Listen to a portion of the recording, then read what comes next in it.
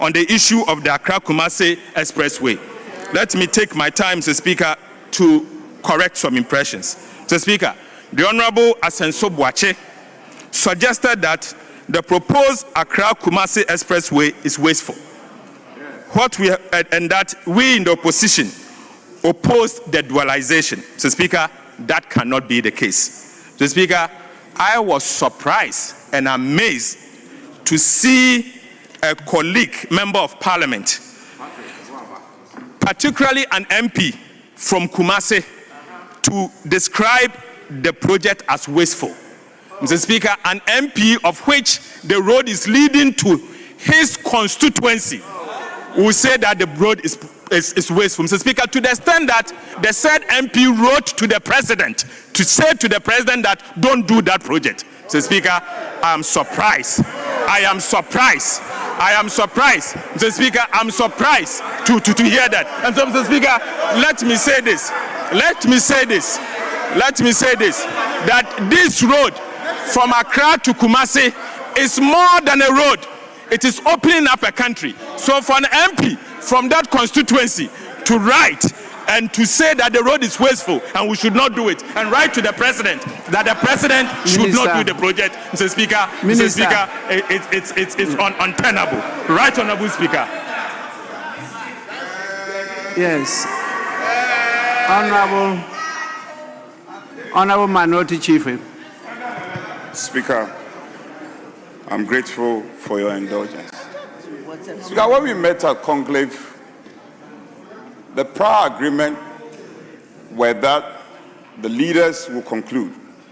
And the minister, our colleague, walked in and then prayed you that you have some 15 minutes.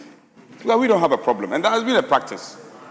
Finance ministers, when they present budgets, they get the opportunity to give closing remarks. We don't have any problem with that. Speaker, our colleague is speaking to mentioning specific names, and then, would you listen?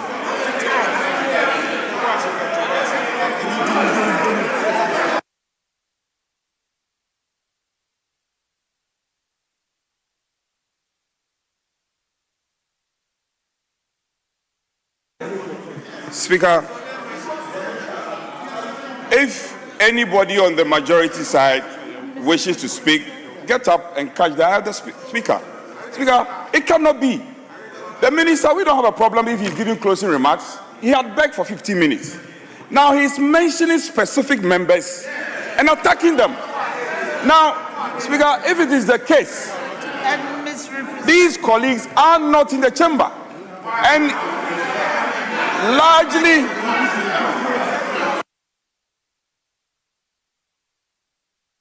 Speaker, I think it's important our colleagues come to terms with the fact that this house is a two-sided house. You have your side, we have our side. Now when I'm speaking, you don't want me, you are interrupting me. Why? Get up and catch the other speaker. You cannot interrupt me. If you want to speak, catch the other speaker. That is how decent discussions are had. Honorable Minority Chief Whip, please. I allowed you because I thought you were going to raise a point of order. So far, you've not done that. Speaker, with respect. Yes, Speaker, with respect, if I may. Speaker, I didn't want to come under 1, 2, 3. You may not. You may not. Please, Speaker, let the minister conclude. Let the minister conclude. Please, Minister. You should be concluding. You are attacking us. We won't get the opportunity to rebut. Right, Honorable Speaker. I began my submission by saying that this is a house of records and that it is important for me to correct some misimpressions created during the debate. Mr. Speaker, during the debate, throughout the debate, I made sure my deputy sat through the debate to listen, together with staff from the Ministry of Finance sitting at the gallery to take notes, so that, Mr. Speaker, I'll be able to respond during the conclusion. Mr. Speaker, what I'm doing here is to correct the misimpressions and to put on record that these data, as being provided by my colleagues opposite, cannot be accurate. Mr. Speaker, on the issue relating to the Accra-Kumasi Expressway, Mr. Speaker, I wish the honorable colleague, a member of parliament who made that statement, is here in this house, so that I can challenge him that if he has not written to the president. Mr. Speaker, I want to put it to him, if I wish he's here, for him to say it, that if he has not written to President John Mahama, saying, Mr. Speaker, I'm not alleging, I want him to prove it. Mr. Speaker, I want him to first deny here, so that I can provide you evidence. Mr. Speaker, he did not only stop there. He went on to describe the road leaving Accra to Kumasi, the first expressway of its kind, as wasteful. Mr. Speaker, it can't be wasteful. It cannot be wasteful. It is actually transformational. It is what will open this country up. Mr. Speaker, the Chinese says that if you want to get rich, build roads first. We will get rich and we'll build the roads that will connect this country properly. Mr. Speaker, 2 weeks ago, acting under the authority of His Excellency the President, I presented the 2026 budget statement and economic policy of government to this House. Since then, Mr. Speaker, honorable members have taken their turns to interrogate its policies and proposals. Many contributions have been constructive. Others, regrettably, were built on deliberate mischiefs, misunderstanding, selective reading of data, or argument that collapse the moment you place them beside the facts. Mr. Speaker, this is a House of Records. So in concluding, I'll take my time to correct some misimpressions and some information that has been placed on Hansard. Mr. Speaker, first, let me start with a statement made by Honorable Abena Osei-Asare on industry, growth, and 1D, 1F argument. Mr. Speaker, my colleague, the Honorable Abena Osei-Asare, claimed that industry slowed because of 1D, 1F, and that 1D, 1F has been cancelled, and as a result, the industry growth has slowed. Mr. Speaker, according to the Ghana Statistical Service, the oil and gas subsector contracted by 18.1% in the first quarter of 2025 and 22.5% in the second quarter, averaging about 20.1% in the first half of 2025. That single structural shock pulled overall industry growth down to 3.4% in the first half of 2025.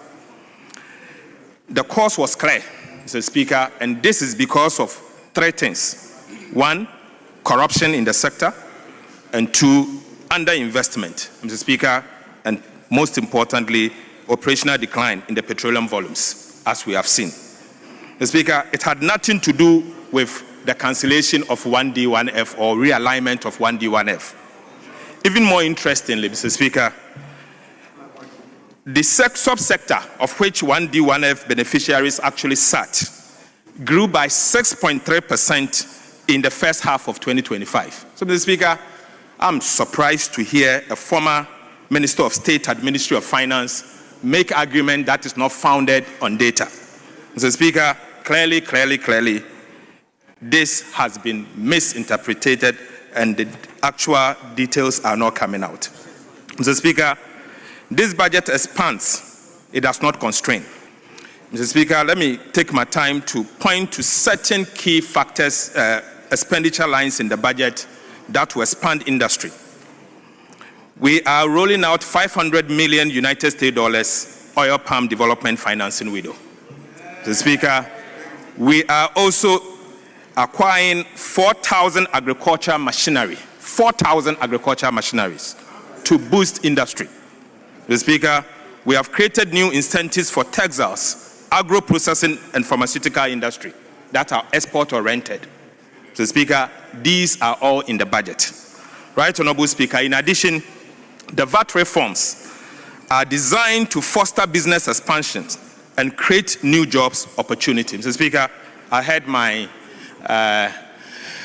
good friend and brother, Afenyo Kwamena Market, aka Chairman One, making a statement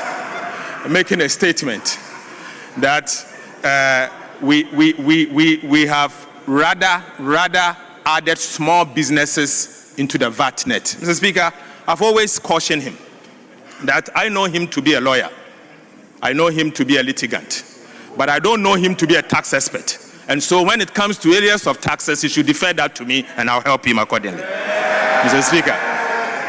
Speaker, rather, what this government has done is that we have exempted businesses turning over up to 750,000 Ghana cedis from the charging and collection of VAT. This is a government that cares. Right, Honorable Speaker. The evidence before us does not support the conclusion that cancelling 1D, 1F has caused the industry sector to rather decline. In fact, it is contrary to the statement that was made by Honorable Abena Osei-Asare. The Speaker, on the fiscal side, the Honorable Gideon Boakye made some statement that, the Speaker, it is worth important that I clarify. The Honorable Gideon Boakye argued that we missed at least 50% of our budget target. It is curious and inaccurate claim, Mr. Speaker, because none of our macro data support these assertions from him. Right, Honorable Speaker. On the contrary, we have met every single macro indicator that we announced in the 2025. Mr. Speaker, in fact, we have overperformed. Mr. Speaker, let me take my turn to take you through it. Right, Honorable Speaker. Growth for the first half of the year stood at 6.3%. 6.3%, comfortably above the revised target of 4%. Mr. Speaker, this simply means we actually programmed for 4% and we are doing 6.3%. Mr. Speaker, we have overperformed. Second quarter, Mr. Speaker, inflation fell from 23.8% in 2024 to 8% by October 2025. Mr. Speaker, our target was actually 11%. We have overperformed. We have not missed the target. Mr. Speaker, growth, let me say it again. Mr. Speaker, we programmed to grow by 4%. As at first half of the year, second quarter, we have grown 6.3%. Mr. Speaker, I urge my colleagues to listen to the government statistician when he's speaking. Right, Honorable Speaker, the primary balance swung from a deficit of 3% of GDP in 2024 to a surplus of 1.6%. 1.6% in September 2025. Mr. Speaker, that is not underperformance, it is indeed overperformance. In fact, we programmed to do 1.5% of GDP. We have actually exceeded that. Mr. Speaker, the public debt as at October 2025 decreased from 61.8% of GDP to 45% of GDP. Mr. Speaker, 45% of GDP. Right, Honorable Speaker, gross reserves strengthened from 4 months of import cover to 4.8 months of import cover. Mr. Speaker, every single indicator, we have not only achieved it, but we have actually outperformed the target. These are facts. Mr. Speaker, these are facts.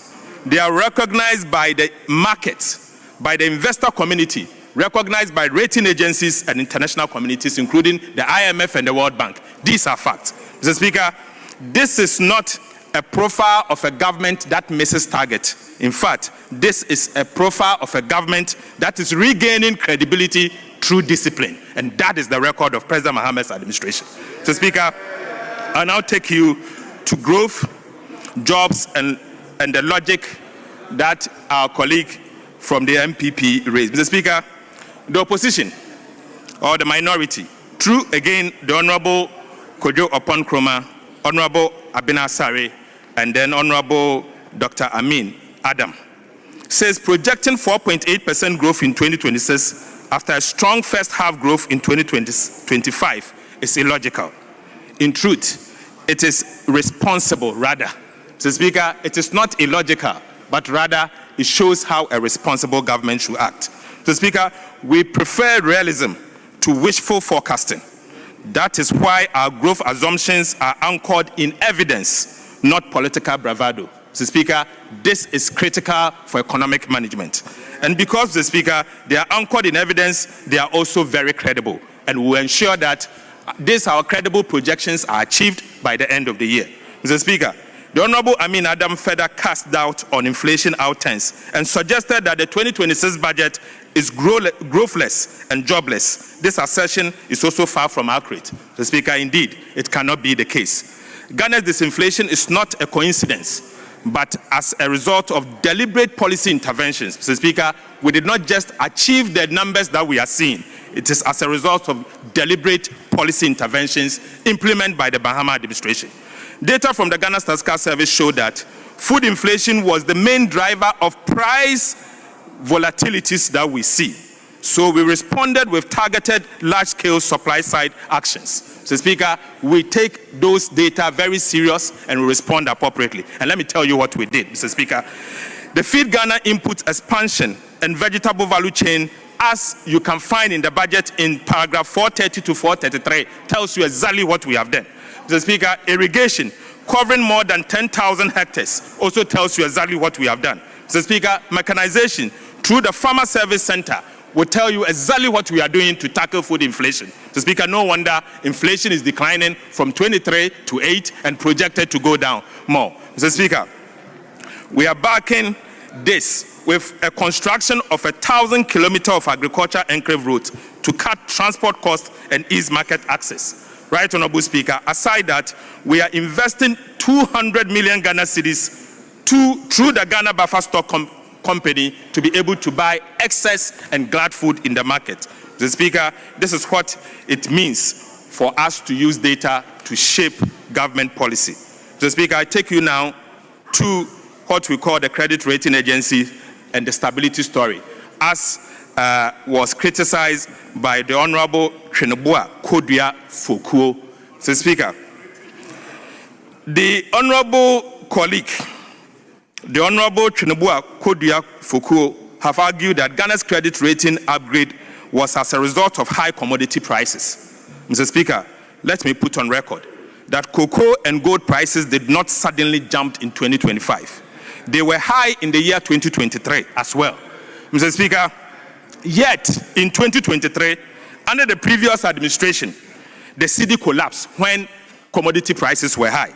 Mr. Speaker, reserves declined when commodity prices were high. Honorable Minister, actually surged. Honorable Minister, you can pause for now. The Speaker will take the chair. Please, you can continue. Minister, you can continue.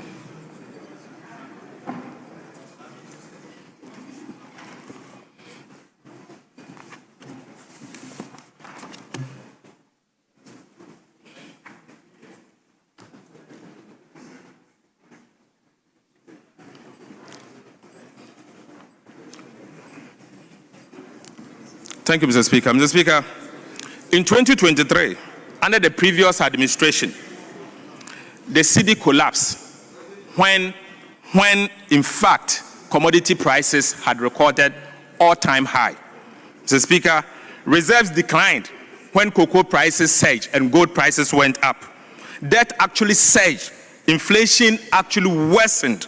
Mr. Speaker, at that time, Ukraine-Russia war had not intensified, yet your cedi fell. Today, there is Ukraine and there is Russia conflict ongoing. In fact, it has intensified, but yet the currency has stabilized.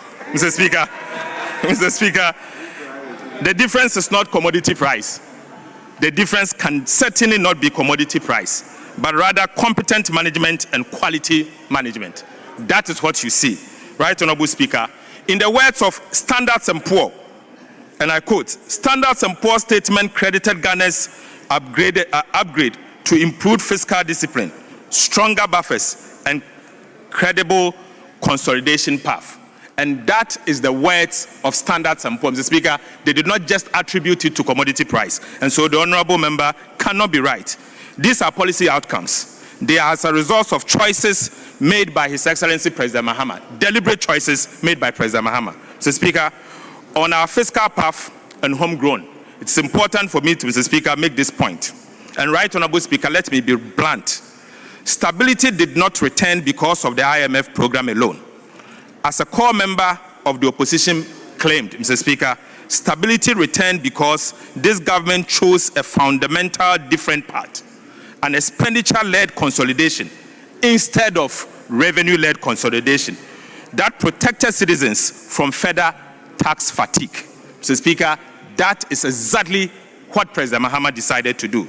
We cut waste, we reset expenditure to 2023 levels, we enforced commitment control, we audited arrests, we aligned cash to priorities, we restored discipline across MDAs and coordinated monetary policy with a clear anchor. Mr. Speaker, we did not leave the central bank alone to anchor the national currency. The Ministry of Finance and the government got involved to anchor the national currency. That is the difference that you see. Mr. Speaker, that is how you restore confidence. That is how you stabilize the currency, and that is how you rebuild credibility across an economy. Mr. Speaker, that is important to know.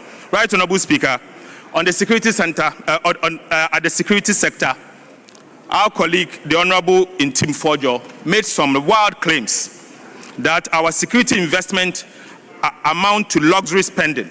Mr. Speaker, this cannot be accurate. There is the need for us to retool the security, and it's important as a country that we have to come together to retool the security. So, Speaker, this administration inherited a security sector that had been starved of modern equipment. We are correcting it. The aircraft referenced in the budget are not luxury aircraft. Mr. Speaker, I want to use this opportunity to assure this House that the aircraft, the helicopters and the aircraft that will be purchased by the Ghana Armed Forces will certainly not have a bathroom. There will be no bathroom in that aircraft. Mr. Speaker, it is not a luxury aircraft that will have a bathroom, and it's important I make that point. They are strategic mobility assets for troop deployment, for emergency response, border security, and peacekeeping. It will certainly not be a luxury aircraft that will have a bathroom. It will be for the use of the Ghana Armed Forces. Mr. Speaker, no serious country leaves its soldiers under-resourced, and no responsible government makes an ad hoc purchase without an integrated capacity plan. Mr. Speaker, our approach is strategic, sequenced, and fiscally responsible. Mr. Speaker, in fact, the $96 million that has been spent on the National Cathedral, of which we see only a borehole, that amount can actually buy more than the 4 helicopters that we are buying for the Ghana Armed Forces. Mr. Speaker, that amount can be used to buy more than the 4 helicopters for the national for the Ghana Armed Forces. Mr. Speaker, let me put on record that the Ghana Armed Forces are not engaging any middleman. They are working directly, country to country, to acquire this aircraft for the people of Ghana and for the Ghana Armed Forces. Right, Honorable Speaker, let me use this opportunity to also correct some misimpressions around the Value for Money Office. Mr. Speaker, the Honorable Lawrence Ajinsem misunderstands the purpose of the Value for Money Office, and such, during his presentation, he made certain assertions. Mr. Speaker, he is of the view that PPA can perform that function. But, Mr. Speaker, let me take my time to explain what this Value for Money Office seeks to do. The PPA actually ensures compliance with procurement processes. It was never designed to undertake rigorous technical engineering and financial audits of billions of Ghana cedis of infrastructure projects. That is not the mandate of PPA. Mr. Speaker, Ghana needs both compliance and value for money. That is why the Value for Money Office is not a duplication. It is rather a protection. It is a firewall between taxpayers and inflated contracts. Mr. Speaker, it is important for us to understand that PPA cannot be the same as Value for Money Office. And why Ghana needs a Value for Money Office, Mr. Speaker, I can simplify this in 6 bullet points only. Mr. Speaker, first, procurement compliance is not value for money. The PPA focuses on procurement procedures, not cost efficiency, life cycle costing, technical soundness, or post-contract verification. Mr. Speaker, again, this closes legal and institutional gaps in the PFM Act. Right, Honorable Speaker, the current Public Financial Management Regulation requires PFM assessment only for single source procurement. Mr. Speaker, a dedicated VFM office extend this assurance to all public projects, procurement methods, and funding sources, including PPPs, SOEs, IGF projects, and donor-funded projects. Mr. Speaker, this has never been the case under the old architecture, and so it's important for us to correct that. Mr. Speaker, this will also prevent inflated prices and cost overruns. Right Honorable Speaker, Ghana lacks a central mechanism, particularly to benchmark prices, and it's important for us to create that. Mr. Speaker, again, it provides technical assurance and cross-border technical assurance across the entire project life cycle. Mr. Speaker, that is also very important for us to actually explain. Mr. Speaker, the PPA office will create an independent oversight mechanism. Up to today, that is missing. And it also aligns with Ghana and global best practices. Mr. Speaker, it's important for me to stress that today, as we speak, we have value for money office structure in the United States, in Canada, right, Honorable Speaker, in the UK, again in Singapore. All these countries today have a value for money office different from their procurement architecture. And so, Mr. Speaker, getting PFM architecture that will ensure value for money by creating a value for money office that will be equipped with the right people will be important for our country going forward. Right, Honorable Speaker, the PPA regulates procurement procedures and does not provide project delivery as far as fair pricing is concerned. Its mandate is limited to checking it against certain flaws that we have seen. Mr. Speaker, the VFM office is adding additional layer and to ensure that our contract deserves and gets the needed pricing that we have seen that is missing in this country. Mr. Speaker, unfortunately, overpricing has become a big issue in this country. Overpricing of contract has become endemic in our country, and so it's important for us to deal with it. Mr. Speaker, I will end by making this statement. Right, Honorable Speaker, this budget delivers the following for the ordinary Ghanaian. We allocated 1.1 billion Ghana cedis to LEAP to protect the vulnerable. Aside that, we allocated 401 million Ghana cedis for the Women's Development Bank. We allocated 8.9 million Ghana cedis for District Assembly Common Fund, of which 7.2 billion Ghana cedis will go to the assemblies directly. 7.2 billion cedis will go to the assemblies directly. So, Speaker, we also allocated 500 million Ghana cedis to the district housing scheme. 20 million Ghana cedis was allocated to support Kumewood so that we can grow the film industry. Mr. Speaker, 2.3 million Ghana cedis was allocated to the Mahama case. 3 billion was allocated for textbooks, and 30 billion was allocated for the big push. So, Speaker, let me conclude by saying this. My colleague, the Honorable Afenyo Makin, made this statement.